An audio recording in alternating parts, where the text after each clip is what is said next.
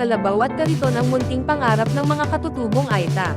Sa latest vlog ni Pugong Biyahero mga ka-PB, pinakita niya sa pagkagising nila sa umaga ang kagandahan ng tanawin sa paligid habang sila ay nagkakape kasama ang mga katutubo. Masaya si Sir Paul sa kanyang mga ginagawa dahil marami din siyang mga bagay na nalalaman at natutunan. Gaya na lamang ng pagkakaiba ng mga katutubo sa Mindanao at sa mga katutubong Aita sa Luzon. Natuwa din si Sir Paul dahil hindi naman lingid sa kaalaman nating lahat na ang mga sinaunang katutubong Aita ay kulang talaga ang kaalaman tungkol sa ating Panginoon. Ngunit ngayon ay nakita ni Sir Paul na ang mga bagong katutubong Aita ay sapat na pagkakilala, pagtitiwala at pananampalataya sa ating Diyos. Pinakita din ni Sir Paul sa video na inihahanda ng mga katutubong Aita ang kanilang agahan. Kaning bigas, talbos ng kamote at puso ng saging. Bago pa man sila kumain ay naglaan muna sila ng oras para manalangin at magpasalamat sa mga biyayang bigay ng Diyos sa kanila. Pinangungunahan ang pagdarasal ng isa nating katutubong Aita gamit ang sarili nilang lingwahe. Katunayan na ang pagtitiwala at pananampalataya nila sa ating Diyos ay buong-buo na.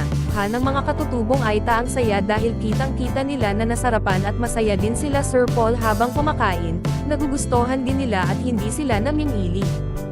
Sapat na sa kanila kung ano ang inihanda ng mga katutubo para sa kanila. Pagkatapos kumain, tinipon na ni Sir Paul lahat ng mga katutubong Aita. Tinanong niya sila at sinigurado kung magkakamag-anak lang ba sila lahat. Sa kadahilan ng gusto nang ibigay ni Sir Paul sa kanila ang 50k na tulong para sa kanila. Kinausap sila lahat ni Sir Paul para masiguradong magamit nila ang pera sa tamang paraan at hindi nila ito pag-aawayan.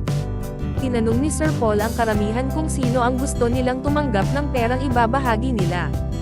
At binigay na ni Sir Paul ang pera sa napili nilang tatanggap nito. Grabe ang iyak ng katutubong tumanggap ng pera dahil sa sobrang saya at naiyak na lang din ang iba. Abot langit ang papasalamat niya sa kanila lalo na sa kasama ni Sir Paul gawa nang siya ang una nilang nakausap doon sa Caloocan habang nagbebenta siya ng luwa. Siya ang naging instrumento para makilala at maabot nila Sir Paul ang lugar kung saan andin ang mga katutubong Aita. Tinanong sila ni Sir Paul pagtapos nilang tanggapin ang pera kung ano ang plano nila dito.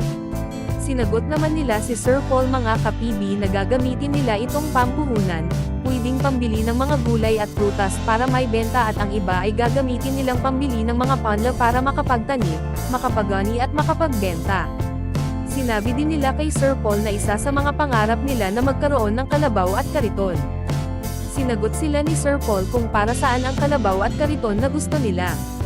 Sumagot ang mga katutubo na para may copper gun sila sa mga paninda nila papunta sa patag, gawa ng sobrang bigat at hirap ang pagpasan ng mga paninda nila para ibaba at may benta. Ang bibilhin nilang karabaw at kariton ay ang magsisilbi nilang transportasyon para maibaba ng maginhawa at matiwasay ang mga paninda nila.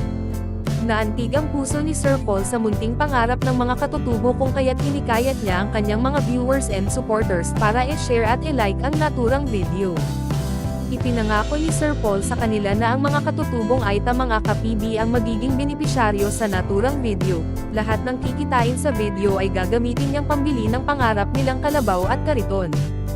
Abot langit ang saya ng mga katutubong Aita sa ipinangako ni Sir Paul sa kanila. Nagpapasalamat din si Sir Paul sa mainit na pagtanggap at pag-asikaso ng mga katutubong Aita sa kanila. Kaya ikaw kung isa kang taga-subaybay ng Pugong Biyahero tulad ko, huwag mo kalimutang mag-like and subscribe.